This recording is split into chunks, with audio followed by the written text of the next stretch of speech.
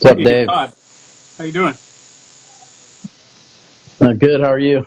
Yeah, I'm doing well. I'm just gonna get up and close my door here so I don't get any family noise from the background. One sec there. Sure thing, man. Perfect.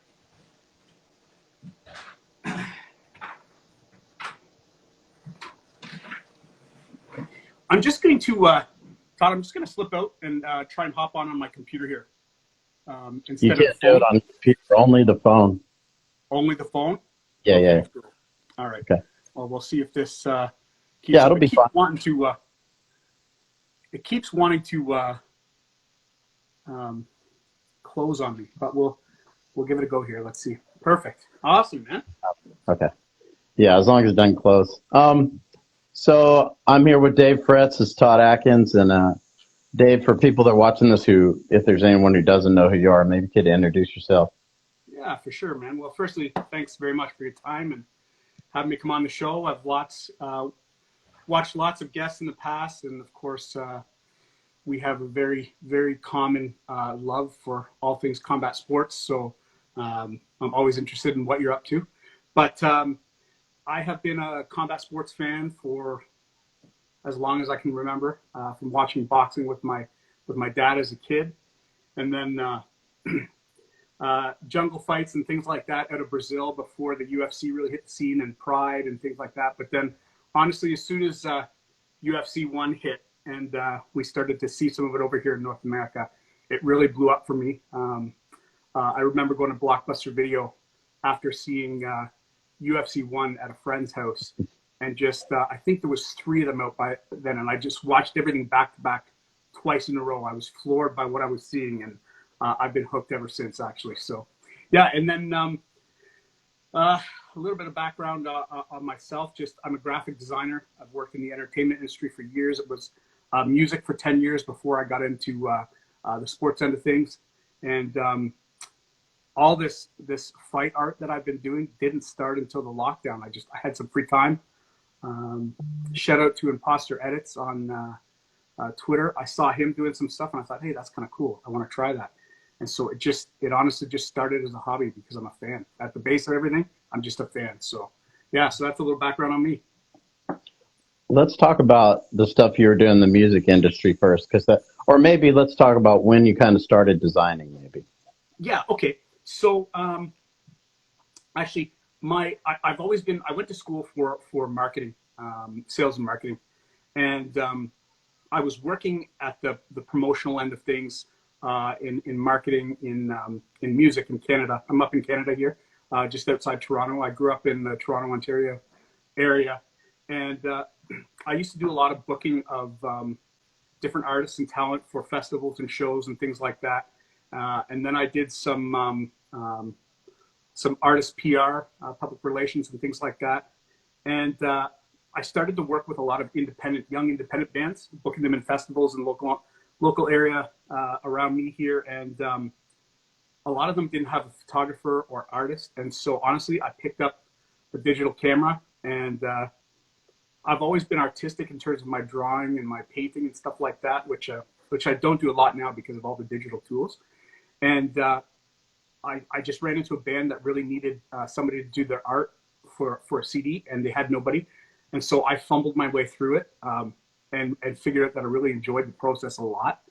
And it just took off from there. And so, yeah, that's how my art came into play while I was in music, doing that end of things. And I discovered really quickly that as much as I loved marketing and promoting, I loved the art end of things far more, especially with the digital tools. So Now, how much did it grow in that genre where you were doing stuff?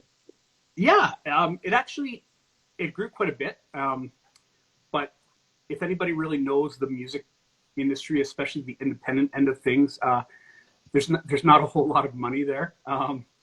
So it couldn't pay the bills. I mean, I tried a little bit for a while to run my own promotions and PR company in music, and independent artists. I mean, a lot of them are going around playing different pubs and bars and things like that, and oftentimes they're getting on board with other larger artists, and they're playing for a meal. Like they travel around and they play for, you know, a beer and some wings after the show or things like that, just to kind of get themselves out there. And so it was also in a time where, I'll date myself a little bit here, but Napster, when Napster hit, I started to work. Yeah, I was working for a music distribution company out of Niagara Falls, Ontario. And I got out just in time. You know, you could kind of see the writing on the wall. Back then, the major machine that was the music industry didn't embrace music sharing, file sharing. They should have, I mean, hindsight is 2020. They should have tried to work with them to figure it out. Look where we are now, you know, buying subscription-based things through like iTunes Music, YouTube Music. And so I got out. Spent a little while actually working as a contract laborer for a finishing carpenter and building homes and stuff. I was living in Manitoba, Central Canada at the time back then. Yeah, took a hiatus from all things creative to do some home building. And so it grew quite a bit so that I was helping a lot of different artists, but I took a break from it for a while because there just wasn't much money in it. And so really stuck back to my marketing end of things. After I went into carpentry, I got a job as a graphic designer at it's called Providence College and Seminary out in Manitoba, and got into corporate design. And you know, after that, I worked for a church once, a mega church, doing their graphic design, stuff like that. Then I worked for a couple different companies doing their corporate design until right before this, I was working for a caster manufacturer out of Germany, and I was doing sales and marketing here in Ontario for their arm. And we did a lot of work in hospitals, think tanks for medical equipment, hospital beds, patient transfer stuff, and things like that. And so I got to use some of my design and things in that. It was a lot of fun. But then, of course, COVID hit, and I had a bit of time in my home office. And so just as a fan of the sport and some of these guys, you know, I just started to create some artwork. I had never tried digital art before this. It was always just designed with a purpose. And so, yeah, I loved it. It was a blast. Started to connect with some of these guys, and it just took right off. It was amazing how much of a gap there kind of was for this. Until this past May, so May of 2021, I walked away from my career with nothing to go to and just said, I'm going to make a go of it full time. My wife said, yeah, let's go. You know, she's super supportive. Shout out to her on Instagram. She's at Bake Just Sweet. She's a teacher and runs her own home business on the side as well, decorative baking. And yeah, we've been plugging away at home here, and her baking downstairs and me creating art upstairs and watching fights. I do it all day, and it's amazing. Now, knowing what you know about the promotional side of things, yeah. No, back when we were growing up, I get to take, maybe you're around the same age as me based I off think so, yeah.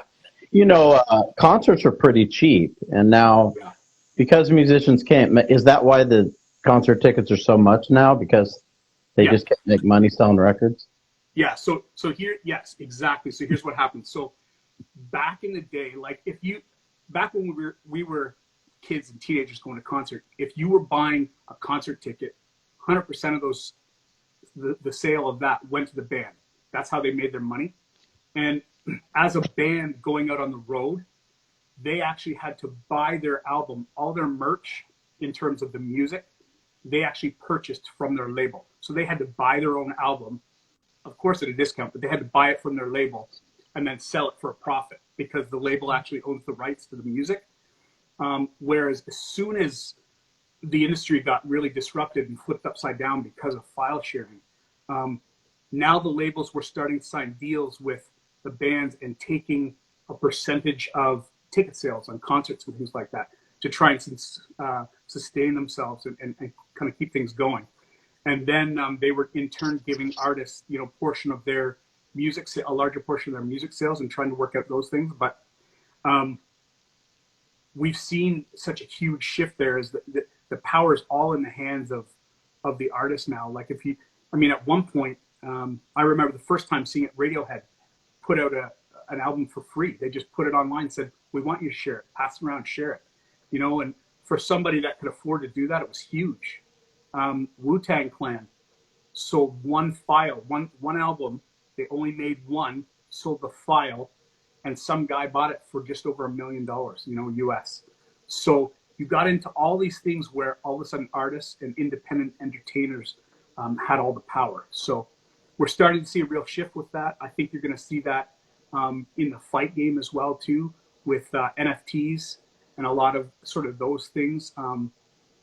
You know, hot topic is fighter pay. I think moving forward, we're going to start to see a lot of other ways for guys to make money and to sort of, you know, boost their pay through other means, as well as what they're doing, you know, in their fights and through the promotion, etc. So, yeah. So, what's happened in music was sort of like a look at things to come, just for the entertainment industry in general. So, yeah, that's exactly what happened. You're right. Explain the NFTs thing to me. I'm still kind of non-fungible tokens. Yeah. So, basically, I mean, let's look at, you know, especially for something that our audience really is into and kind of understands, you know, a moment, a video moment, a captured moment in time is sort of really something that a fan would love to have. You know, we saw when Francis Ngannou beat Cyril Gane at his weigh-ins, he wore that moment, you know, where he was where he became champ. He was wearing that around his neck, the little video replay that was playing, that NFT. And then Israel Adesanya wore the same thing, which, man, this was cold, you know, wearing his knockout of Robert Whittaker around his neck for weigh-ins and leading into that fight as well too. So basically, you kind of have to look at blockchain and everything too, because all of what's happening in terms of cryptocurrency, non-fungible tokens, and blockchain, it's really it's taken off the way it has, because I'm going to lose the word here now completely. I'll explain it this way. It keeps the middleman out, keeps the bank out, because of the blockchains, the way the files and transactions are recorded online on servers everywhere. A blockchain is built. Once a transaction is recorded on that blockchain, you cannot hack that. If it's hacked and changed in any way, once any type of transaction is recorded, it breaks the chain. So it's not possible to hack it. And that way we know something is authentic. So let's say that moment of Robert Whittaker knocking out Francis Ngannou. If they sell one of one, that person owns that moment per se. It's a real fan thing, right? That person owns that moment. It's impossible to hack that.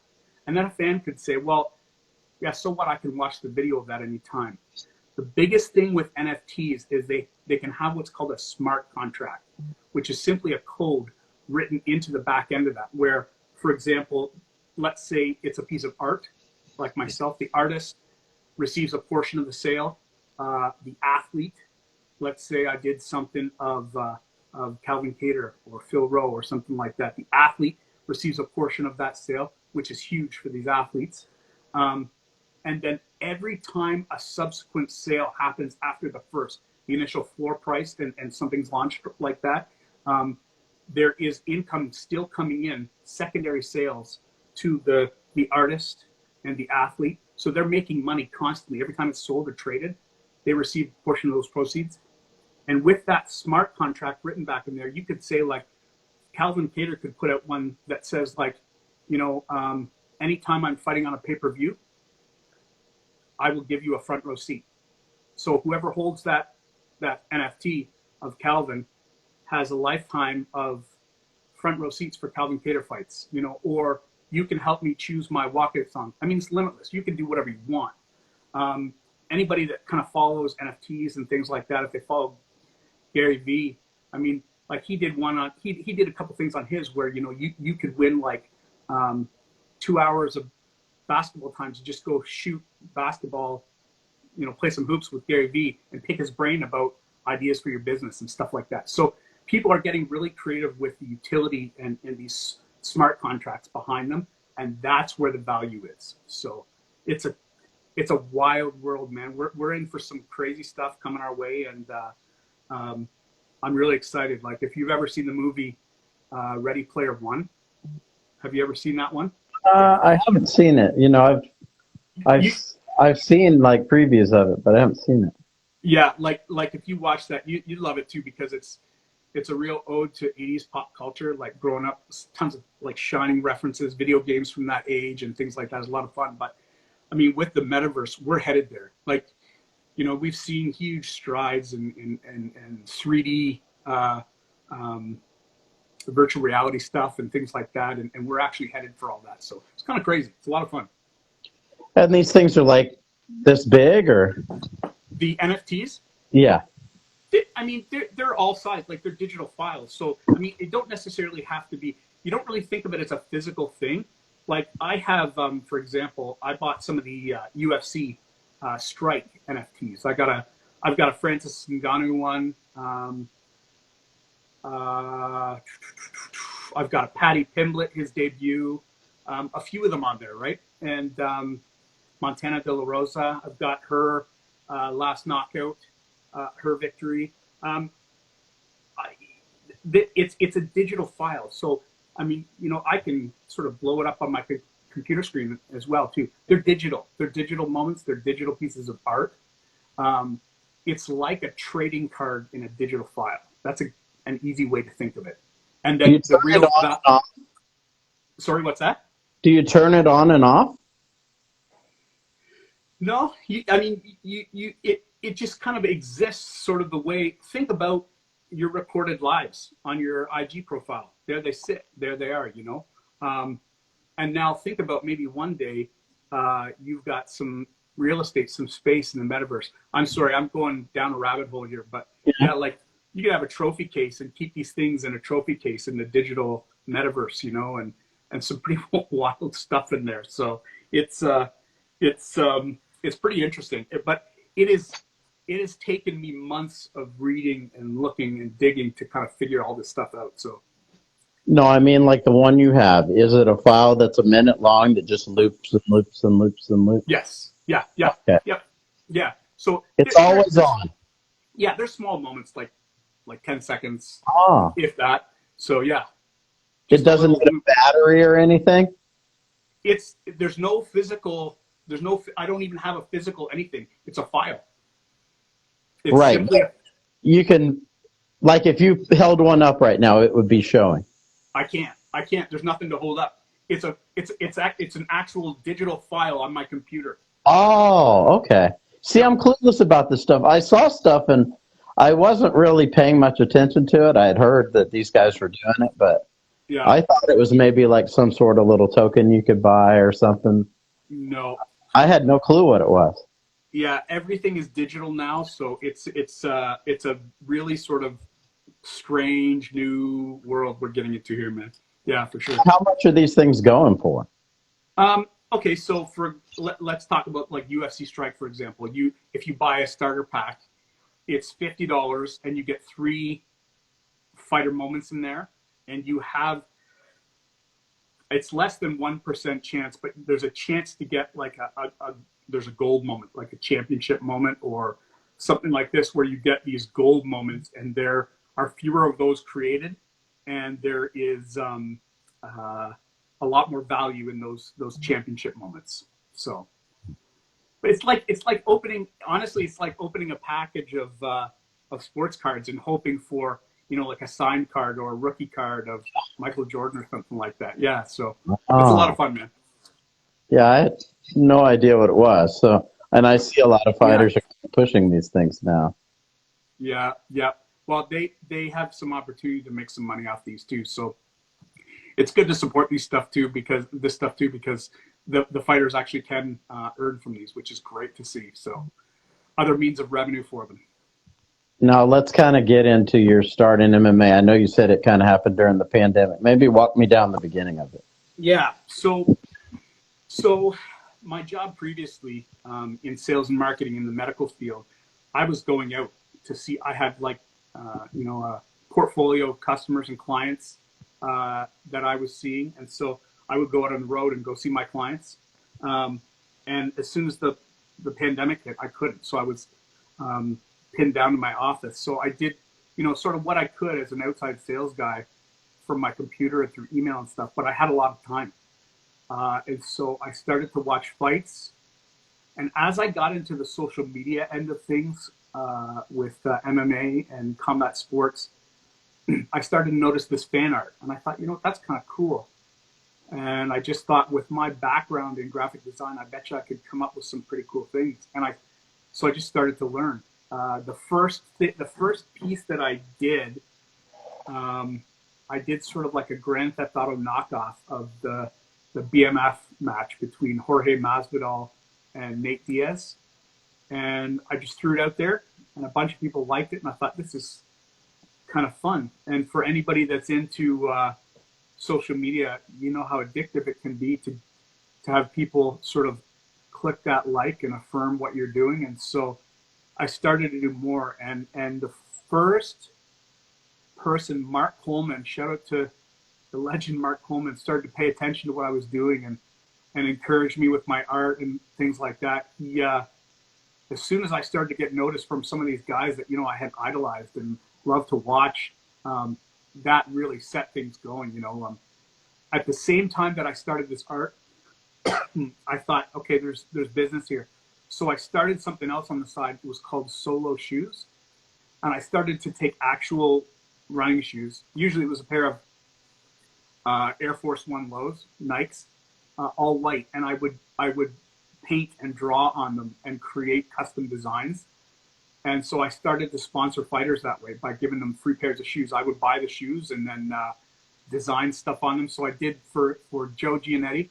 Shout out to Joe. I did a pair of custom King Skeletor shoes for him that he still wears to his weigh-ins and things like that. Actually, not this past fight. I think it was the one before where he became champ. His opponent wanted to bet the match on his shoes and take his shoes from him. So that's kind of cool. And then I did a pair for Mark Coleman. I actually did Mark a hat and a pair of shoes. He ended up on a Sports Illustrated daily cover wearing that stuff. And so I started to get some exposure with this and used the shoe company, which I defunct now. I did a few pairs. Josh Hill in Bellator, bantamweight as well too. Josh is an alternate for their bantamweight Grand Prix coming up. So good luck and shout out to Josh there. I did a pair for him, the Violent Gentleman. I did a pair of those shoes. And it started to get people to notice because it was different. And then from there, I started to really push my digital art. And it really took off. And then I just had, all of a sudden, instead of me just doing art for these fighters that I admired and loved, some of these guys started to message me and say, hey, could you do this? And how much for this? And so once I started to see that, I thought, okay, there's money to be made here. And then the promotions came along. Fight League Atlantic up here in Canada. They do some awesome things here in Canada. Love those guys. And I've been working with them for a couple of years now. They've been great at passing my name along. They support our athletes up here really well. And they do grappling events. They call their kumites. And then their numbered events. Those guys, I started working with them and doing their fight cards and doing matchup promotion posts and things for them. And then I got into more until, I'm now working with RCS Promotions out of New England, Combat Zone out of New England, which is Calvin Cater's promotion. Pro FC is my most recent I'm working with now, and they're out of Russia. So that's a lot of fun, I spend a lot of time with those guys translating the message from Russian to English, so I know what's going on. And yeah, it's just, it's a lot of fun.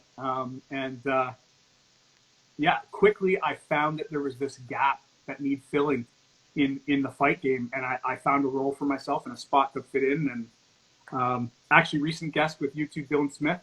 I've been working now through 3 events with the Martial Combat League, which is a blast. He's amazing to work for. Such an awesome dude as well. They just had their 3rd card last night as well too. So yeah, so that's how things got started and really got going. Yeah, it's interesting. You know, one guy that might Max Holloway, he buys a pair of shoes before every fight. So maybe Yes, that's a guy you should reach out to about he shoes. does. And actually, so I've seen actually Max posted before somebody's done a pair of customs for Hmm. for Max, and he posted those. Max is good about posting stuff, you know, that people do for him as well too. Um, Right.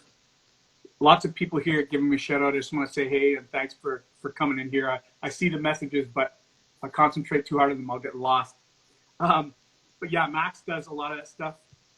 If people are familiar with Phil Rowe, Philly Fresh, I've done a lot of work with Phil, and Phil's actually a business owner on the side as well. He owns a bump box in Orlando, and he gets me to do like the custom grills that go on to a lot of these huge, like if I call it a bump box, you may not know, Todd, but for you and I old heads, a ghetto blaster, huge. It's like a digital ghetto blaster, and so I did a custom grill for Kamaru Usman, for John Jones, a few of these things that go on these, and I mean that business goes all over the place. It's amazing what he's doing. So yeah, you guys should check out what Phil's doing as well too. And then I do all kinds of fight stuff for Phil, and he's good. These guys are great at, you know, at posting my stuff. He did actually. Phil was on Flow Grappling. He's been on there a couple times. He goes into their grappling stuff. And for Gordon Ryan, for any of you that follow grappling, when Gordon Ryan made his comeback, Phil actually rolled with him for his comeback and gifted him one of these bump boxes. And we did up a custom grill featuring Gordon's dad, Big Gord, and who's passed away. But to anybody that's been around the grappling thing, they know who Gordon Ryan is, and they know Big Gord as well too. So that was a super touching moment. It was a really fun thing to be involved in. And so to me, it's amazing to think what art has gotten me into in terms of the sport I love so much. You know what I mean? It's wild for me. At the base of everything, when you strip it all away, I'm just a fan. So you can imagine getting a call from Calvin Cater to talk about his event and some of the things we need to do. You kind of got to focus myself before this guy calls, because it's like you can stop and think, Calvin Cater's calling me. This is really weird, you know. Like I'm still just a fan. It's kind of funny. And so got to be careful that I'm focusing and not being a fanboy instead of listening to what my boss at the moment is telling me I need to do. It's hilarious. So So it sounds like this is keeping you ultra busy. I got to tell you, man, I think anybody who's done their own business knows and gets it and goes through the same thing. Like I crawled in bed last night at 3:50 a.m. For my last meeting. I was meeting with a guy in London, the UK, who, I mean, it was like 10 to 10 for him and 10 to 4 for me. You know, like I regularly see 3 a.m. doing all this stuff, and you know, promotional work and just athletes wanting things is not it. I work for Top Game Management as well too, an Epoch agency, doing their fighter announcements, knockout representation, Oren Hudak. I've done a lot of work with him and Dodge Sports, Matt Dodge. I used to work with them, and so doing fighter announcements and you know, just fighter shoutouts for victories and stuff like that. And so there's always something coming in. I've gotten into a lot of logos recently and things like that as well too. So yeah, there's tons of work to be had, and so it keeps me surprisingly busy, which is fantastic. So I mean, you can imagine something that I was doing because I enjoyed it, I've now turned into what's putting bread on my table. I mean, that's what everybody's after, right? I'm 46 years old, and it's taken me this long to get there, but I finally feel like, okay, I could live out the rest of my days doing this and be, you know, completely happy. So it's a blast. I love it, man. Do people reach out to you to do like podcast covers? You know, that seems to be something that's pretty Yeah, popular. I do that. I've worked with so I work regularly with if anybody's familiar with combat sports with Rhino. I do he's a weekly show where he's interviewing, you know, very similar to yourself, where he's interviewing fighters and different fight game personalities. I do all his promo posters every week. Shout out to Anik and Florian podcast and Remember the Show. I do all of the promotional art for Bilal Muhammad and Jason Anik and Cody Merrill. Those guys are awesome. I do their stuff for them. And then, there's so many. JHK, the All-Star MMA Live. I know I'm forgetting a few here now as well too, but there's a lot of podcasts that I've done, and some of these guys that are faithful keep coming back as well too, which, I mean, it's something when you start up, you're not really sure, how many repeat customers you'll have and if there's a need for much repeat stuff. James Lynch, I've done a lot of stuff for James Lynch as well too, and his stuff is great. And so it's fun, like I'm a fan of all these shows and I like to listen. Like as I work during the day, I have podcasts and stuff playing. I have fights playing. I write off my UFC Fight Pass subscription because I use it for work, but Fight League Atlantic, they've got their own as well too, their own podcast, and I do stuff for that podcast as well too. So there's all kinds of clients I have too that are, I'm doing something for them in one corner and then something else pops up and another need pops up as well too. So it's a blast, man. It's honestly, it's like a dream come true and it makes me feel like a kid again. It's wonderful. Now the Rhino Show, who is that? So Rhino is the host, and he's a former pro heavyweight boxer out of Michigan. I'm not sure how close he is to Detroit. I don't know my Michigan geography very well too, but he's got he does like fight breakdowns and fight picks with his co-host Drea. Drea's got Knockout of the Night. It's a fun format, too, where they go through and they break down the events that just happened. They talk about what's coming up for them, and then they sort of run through their picks. They pick against each other, and then they've got sort of like a competition going back and forth, who gets more. And then Rhino's got he'll have a guest on every week, and it's called 10 Rounds with Rhino, and he has an interview format that's 10 questions. He takes these athletes through. It's 15, 20 minutes, and it's just designed to get the fighter's sort of personal life, sort of in and out of the cage, kind of their experience out there to the fans a little more, to get the fans kind of that much closer. It's a fun show, and Rhino's super talented guy in the mic too, so it's a lot of fun to listen to for anybody that wants to check that out. It's kind of a different kind of show. It's one that you should add to your regular listen of podcasts. It's a lot of fun. So, and the thing with that one too is because he is a former pro fighter, he really kind of understands the fight game and understands the fighters, and there's a different kind of angle with that, which is a lot of fun. Now let's talk about like when you were first starting. I know you talked about Mark reaching out, but maybe like on the different platforms, where do you feel like you're getting the most feedback or maybe the most traction, or just from your experience? Yeah. So Twitter was it first. I mean, Twitter has a dedicated community. If you put out anything in hashtag MMA Twitter, you will get far more responses than if you do nothing.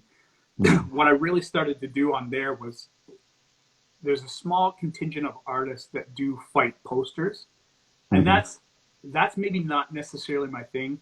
I like just sort of the art a little more so. Guys like Needing Art, his fight posters are fantastic. G's FX, of course everybody knows Boss Logic, those guys, and so I started to do a lot of the same things. Designed by Theo. If you don't recognize that name, you need to check that guy's stuff out. Designed by Theo, FEO. He's over in Asia somewhere, and his work is phenomenal. Like I would hold like Boss Logic and Designed by Theo kind of on top level. They're amazing. And so I started to do that, and then fans will take your work and repost it and say, I'm with so and so, and who's excited about this, and then I just kind of started putting this little @Dave Fretz in my signature on there. and then I design my logo with it, and people start to recognize, the signature. Then they also start to recognize just my style. I worked through different stages and developed my own style of work where I'm doing things in Photoshop, but then I'm actually digitally painting on stuff as well too. And people start to recognize that. And I guess not unlike regular art, you get fans of a certain style of art that like it. And so, the way social media works, it's a wonderful thing. I'm not paying for any publicity or promotion. So-and-so likes my artwork and he's got 500 followers and he pushes it out, and then one or two people from there pick it up and push it out to their followers. And it just really grows like that. And so it's a pretty wild thing. I mean, it really, internet and social media especially has really put client base, customers, your audience, it's made them global, at the touch of a button, and it's awesome. So it's made it possible for me to work from my office while I watch fights and listen to fight podcasts all day long, which is an amazing thing. So it's been enough to like sustain yourself after starting this new career. Yeah, it has. Like I've had to, I'll be honest with you, I've never worked so hard in my life. There was times in my life I would be, I'm being really transparent here. There's times in my life where I thought, I think I'm lazy, and, but this last couple of years has really proved that wrong. Like I've never hustled like this, like from May through till Christmas, I can count the number of days I took off on one hand. And I've been working 7 days a week, 14-hour days, like nonstop. It's crazy. At least 14 hours most days, which is difficult because I'm a family man as well too. I'm married. I have 2 kids. So I've really tried to juggle that and work that. I know I've failed at that a lot. It's difficult, but the further I get, the more I'm able to charge for what I'm doing, the more it affords me some, less clients and a little more time with my family. My family's been great and patient as I figure that out. And my kids are awesome. They're my true joy for sure. And so they're starting to take notice of fights and what's happening. And my my son's got favorite fighters now, and I think for a long time his favorite fighter was Conor McGregor, and I'll be honest, that was a little difficult for me to swallow. just the character he is. But my son is 7; he doesn't see that stuff. But he's all excited about taking karate. My daughter's taking karate. I was trying to get my son into jiu-jitsu, but that's a dad's dream, So we'll see. I'll put him in that. There's a kung fu studio opening up in our town, so he may be taking some kung fu. We'll try that. But I want, this stuff wasn't really sort of mainstream, like when you and I were kids. And so for those opportunities for my kids now, I want them to have that, because that's the one thing, that you and I have been able to see and kind of take in as we've grown. Like MMA is a new sport. I mean, you and I lived in a day when it wasn't around. It wasn't in the mainstream at all, and so the level of athletes now in terms of the pool and what promotions are able to draw from, there's a huge difference, back to when it started. The whole idea with the UFC was, this style versus this style, and it was fun to see the wrestler fighting a jiu-jitsu guy or a karate guy, striker versus grappler. And, and so, whereas now you've got guys that are, they've taken the gambit of stuff starting at 5 years old. They start taking, mixed martial arts. And so it's a blast to see the sport evolve. And we've been privileged enough to be able to grow up with that and watch it evolve and take place. So I want to ask about like your average day. I know you design stuff. Yep. How long does it take you to design one thing? So you're saying how you work these long days. So maybe how many are you working on a day? What does it look like? So if we kind of take a look at the average piece that's on my my Instagram here, So everything I work with starts with an image, a picture first, or several.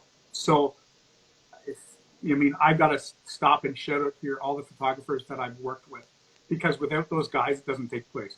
I'm a photographer as well too. So if you hit up davefretzphotography.com, you'll see my design work as well as my photography.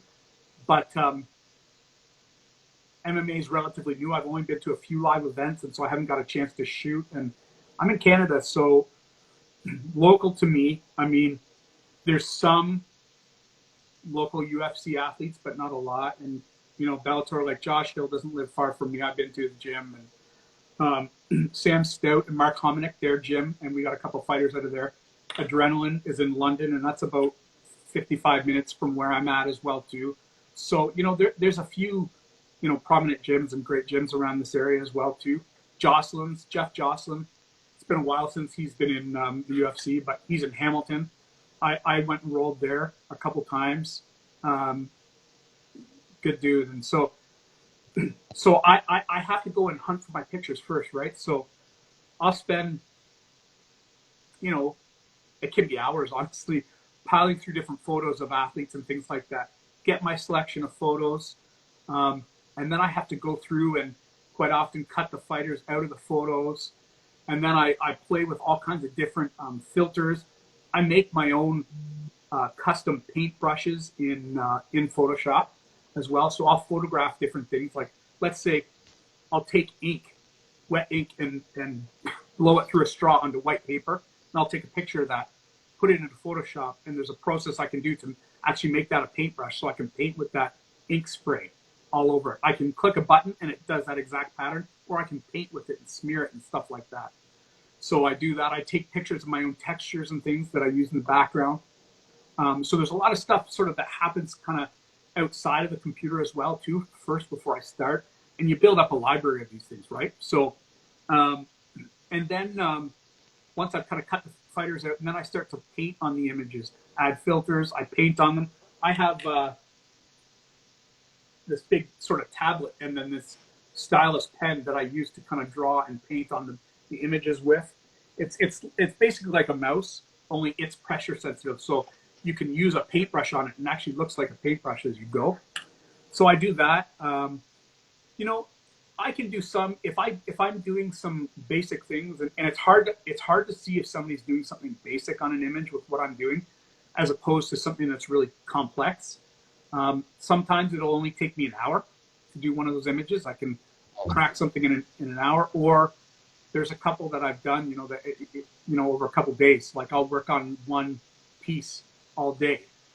So when you see me doing stuff for promotions like Fight League Atlantic or Combat Zone, or some of these guys that I'm doing work for Martial Combat League, a lot of those sort of the fighter cards, I will create a template at first and a design set. It's like you can record your actions in Photoshop. So I'll take the first athlete, paint them up, do what I'm doing with the athlete, and you can record your steps so that every subsequent fighter after that, I drop them in, I push the play button, and it'll play back through all those actions, and bang, that guy's done in seconds. And I drop them into the template, put the name on there, you know, into my template, and go. And so then some of it can be very, very quick after that. But it's the cutting out of the athletes and some of that stuff that take your real time. And I work on a myriad of projects during the day. You know, I usually kind of try and block my day into times. Like first half of my morning, I'll maybe do some stuff for Fight League Atlantic. Then I'll take the second half of the morning and do fighter artwork. You know, maybe the first part of the afternoon, right after lunch, I'll do logos. You know, I usually have a few logos I'm doing right now. I'm doing Spencer Kite, who does a lot of writing for various things. The All-Star for UFC. I'm doing a logo for him right now for a new piece he's got coming out.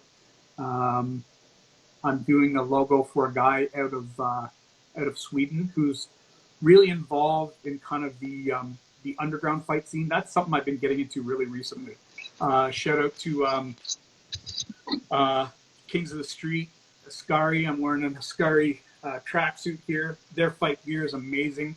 Rand fight gear. A lot of these really cool sort of underground fight promotions and things like that in Europe. So I'm doing a logo for one of those guys out there, and so I usually block it into days. Usually blocks of 4, unless I've got a huge project, and then I'll work on that all day. Then I take a break during dinner, take a couple hours during dinner, and then to spend with my kids after dinner time. And once my son is in bed at 8:30, then I'll go from sort of 8:30 till 2, 3 a.m. every day, and then the cycle repeats. We get up at 7:30 to get my kids to school and go again. So You're gone about 4 hours of sleep. yeah, that's the average right now. But that I know that has a sort of an end date. And like last night, because of the late fights, and then I had a meeting last night. I was up till 3:45. But then what you don't see, because it's Saturday, it's like I got to give myself a breather sometime. My wife dragged me out of bed at noon today. I was just toasted. So you gotta take some time to sleep because my body can't sustain it. So those are that's kind of my average day. And all the while that's happening, I have either Netflix or UFC Fight Pass or YouTube with podcasts and stuff playing just as I'm going. And I just immerse myself in fights, in the culture, and in the news, and to kind of keep up with what's happening, what's going on. So Now, how much of the old school people are you still connected with through this? Like our era. yeah, a decent amount actually. Like some of those guys, and I follow them because I want to see what they're up to. And there's so many that are still involved in the game. Like we know, as a fighter, it's a relatively short career. So a lot of them will move on, and they're coaching. They've got their own gyms. I want to pause for a sec. Like, shout out to Chris Lieben and anybody that is following him. Yeah. He's really going through it right now. So been lifting that guy and his family up, keeping them in my prayers. Chris just opened his own gym, the training center. And of course, he's reffing as well too. So I'm in regular contact with Chris. Of course, Mark Coleman. What do you know about Chris? I mean, I trained with Chris on Oahu, when he was coaching. So yeah, I know him, but I don't know kind of what his status is. What do you know? It was hard. He was, so he's been in the hospital. I'm not sure how long it is now, but he was having some real difficulty getting air, and so he actually was on CPAP with forced oxygen flow to kind of get the air that he's needing, and sort of was, I don't know if it was that, like they had him under, like he was out and just getting air, but he woke up this past week. He came to and had a great day, and then turned around the next day, he went backwards again too. So to be honest, it's pretty kind of touch and go for him. So it's kind of a scary situation, and he's got a family and business and people around him that really care. Like, talk about a guy that has seen the roughest of everything and has come out on top. Like, he's such a really good dude, and has really succeeded in life through kind of all the ups and downs. And so, yeah, I just really want to see him pull through this. So, yeah. But in terms of kind of the old guard, I kind of keep in touch with a lot of them, and I like to follow up and sort of see what they're doing. Like I said, sort of Mark Hominick and Sam Stout. A lot of these guys I watch from a distance as well too, because again, I'm a fan, and so I want to give them their space. It's hard. You don't want to pester people like that, but it's fun. They've got this shine to them a little bit for me, because to me, there's no truer test of sort of the body's capabilities and limits than a combat athlete. What the body and the mind can take and go through. So it's cool. It's a blast. And then I do some work with MMA bobblehead as well too. Dave Manley, great guy.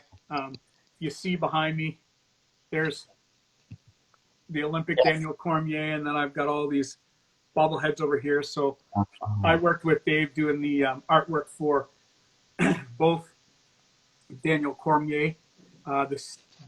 Both of those ones, an artist from Edmonton, Alberta, Jacinta Speck, she did paintings, and then I brought them into Photoshop and played with them and treated them there. And so that was a lot of fun to work on. And then I did the artwork for Demetrius Johnson, and then I'm working on a few pieces for forthcoming bobbleheads as well too. And so I've connected with a lot of athletes, you know, from that kind of as well too. And I'm just like any other fan. So, you know, I've got my artwork signed from Demetrius Johnson, sent me back like a personal signed thing. This is Donald Cerrone sent me the original BMF glove signed, and I'm a toy and fight geek. I love video games, and you know, so it just all this just sort of fits with me. I'm seeing there's lots of old guys I'm still kind of in touch with, or I've connected with. Gray Maynard, such a good guy. You know, I've been in touch with him a lot as well too. We'll go back and forth, and yeah. So, you know, I try and keep up with as many as possible. I have found in recent days with the amount of work, it's getting a little more difficult. You know, you're talking to who you're working with, and kind of that's where the scope sits for a while. So.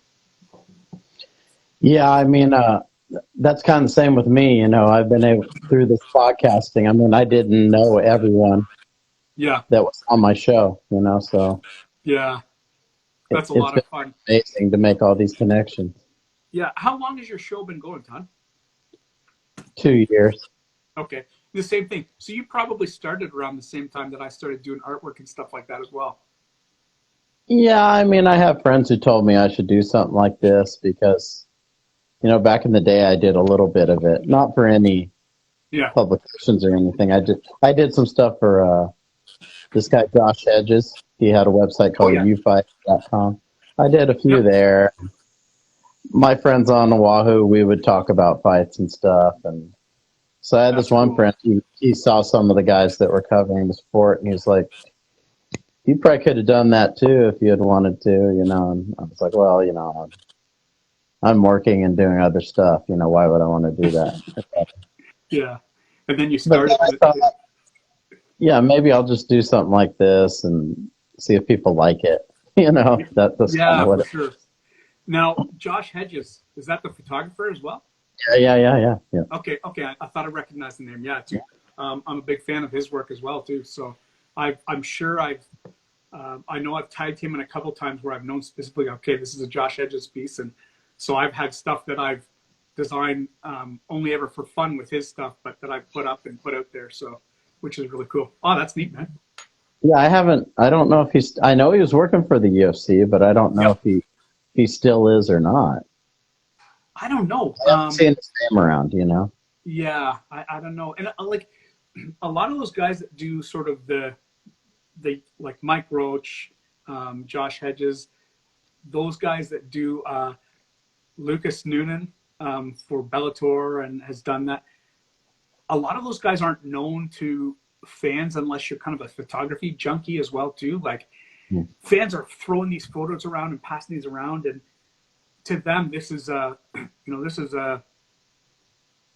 Izzy photo, a Robert Whitaker photo, or an Israel Adesanya photo, or they don't think about somebody took this, you know, like epic moments like the Nate Diaz where he's screaming in the camera and the blood's coming all down his face, you know, and somebody took those to start. And so I make it my business, you know, to find these guys and see what else they've got. It's a lot of fun too, you know, because then they've got stuff they're shooting outside of combat sports as well too. And I love photography, so that's why you said Josh Hedges, and I caught the name like that. So that's really cool, man. Yeah, and Susumu Nagao, I'm sure you've looked at some of his stuff, probably. Yeah. Oh yeah, absolutely.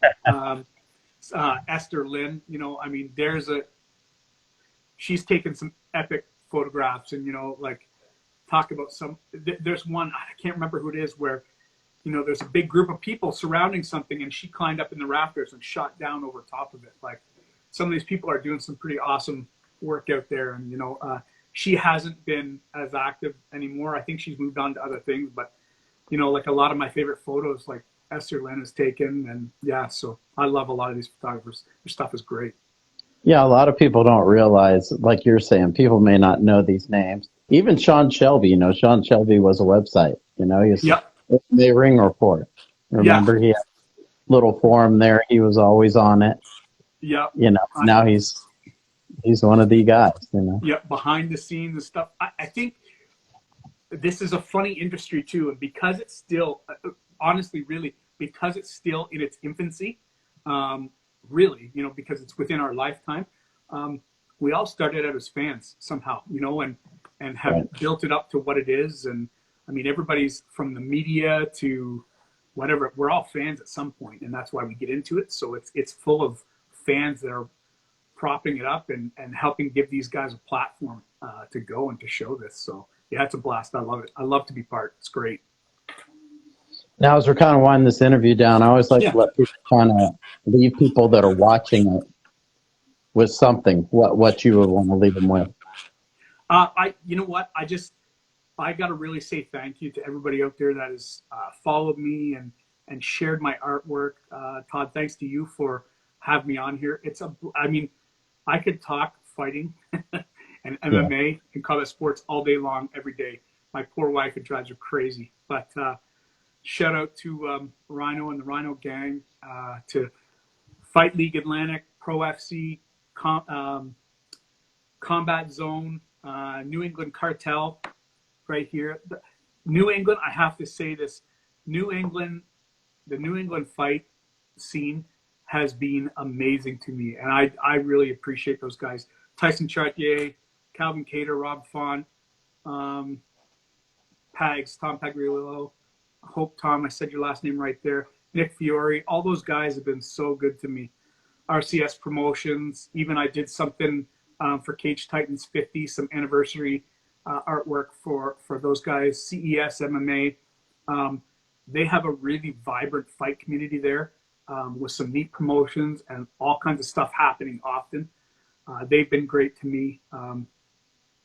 AJ Chander at Epoch Agency, Warren Hudak from Knockout Representation, all these people and anybody that's shared my art. I can't say thank you enough to this, to all the fans and to the fight community for providing me a platform to do what I love. Honestly, it's a dream come true. And to anybody that's dreamed a dream, the only thing I can say is at some point you just got to do. I mean, honestly, it's such a fine line between a dream and a reality. It's just taking a step. Like, I walked away from my job with nothing, but I did spend a year first kind of doing stuff for free. So, and here I am now. So it's a blast. And I just want to thank everybody for sure. Yeah, where can people find your stuff? I know you mentioned some of that earlier. Yeah, so both on Twitter and Instagram, you can find me at Dave Fretz, DAVEFRETZ, Z for you guys in the US, but I'm up in Canada. And then my website is DaveFretzPhotography.com, and yeah, I'm very active on both those platforms. That's where I put my stuff out. If you're visiting any of those promotions that I talked about or MMA Bobblehead, you'll see my artwork there. And yeah, just love for anybody to interact with me, because I love it. It's a blast. I love sharing my stuff, and I appreciate all the feedback. You should go live and show some of you making some stuff on the screen or something. Yeah, to be honest, that's interesting you say that. I connected with a friend that facilitates and does e-learning. And so I got some stuff cooking in the lab in the background. I'm thinking about putting out some courses and some tutorials, and doing some lives where people get to watch me create, but then I can help prospective designers and artists sort of learning what I'm doing so that they can kind of take in some of that stuff and start to learn with it as well too. Because I mean, it's relatively inexpensive for anybody that wants to get into it and join. And there's so much work out there, I'm not worried about trade secrets or things like that. I want to be able to share what I'm doing. So yeah, hopefully you'll see some of those things come out, some tutorials by me, and start a YouTube channel. And first I got to find some time in my crazy days to fit that in. But yeah, that's on the horizon for sure. Well, Dave, I know you're busy, and I want to thank you for taking time to do this. I couldn't do these shows without people like to do them. And yeah. Yeah, I really appreciate it, and thanks very much for having me on, and yeah, everybody for coming on and watching. It's a great time. I appreciate it, man. Yeah, and if you ever want to come on, like feature some of your stuff or show something, that'd be Sure. awesome too. Yeah, love to, man. Absolutely. Keep plugging away. Well, Love your show. yeah, I appreciate it. It's great meeting you, and it's great talking about your history and the stuff you're doing. Beautiful. Awesome. Thanks, man. Enjoy the rest of Yeah. your Sunday. Enjoy the Super Bowl. You too. Take care. All right. Peace.